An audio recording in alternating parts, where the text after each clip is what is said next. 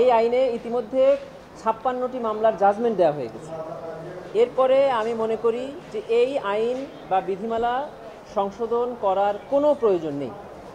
বিদ্যমান আইন এবং বিধিমালা যেমনটি আছে তেমনটি রেখেই এই ট্রাইব্যুনালে যে বিচারগুলো চলছে এবং যে অভিযোগগুলো ইতিমধ্যে দায়ের হয়েছে সেগুলোর বিচার করা সম্ভব। তার কারণ আমি দুইটা মনে করি। একটি হলো যে এই আইনটি এমন একটা স্পেশাল ল যে আইনের ব্যাপারে আমাদের সাধারণ অনেক আইনজীবীরই কোনো ধারণা নেই, সাধারণ মানুষের তো ধারণা নাই। এখন যদি এই আইনটি পরিবর্তন করা হয় তাহলে যারা অভিযুক্ত আছে তারা একটা মিথ্যা গুজব ছড়াবে যে তাদেরকে অন্যায় বিচার করার জন্য এই সংশোধনটা করা হয়েছে। এটা হলো আমার প্রথম কারণ। দ্বিতীয় কারণ হলো যে এই ট্রাইব্যুনালে ইতিপূর্বে যে বিচারগুলো হয়েছে আমরা বলতে চাই সেই বিচারগুলো ন্যায় বিচার হয়নি।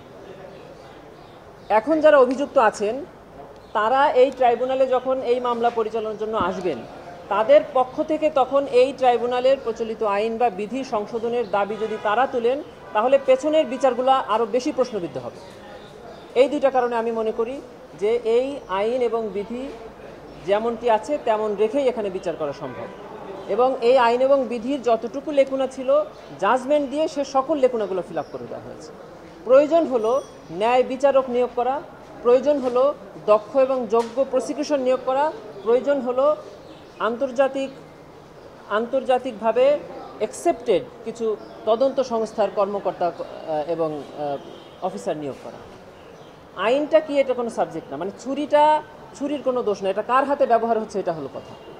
ছুরিটা যদি ডাক্তারের হাতে ব্যবহার হয় তখন মানুষের জীবন বাঁচে, আর ছুরিটা যদি ডাকাতের হাতে ব্যবহার হয় তখন মানুষের জীবন চলে যায়। আইন এবং বিধি ঠিক রেখেই ন্যায় বিচার করা সম্ভব, এটা আমি মনে করি।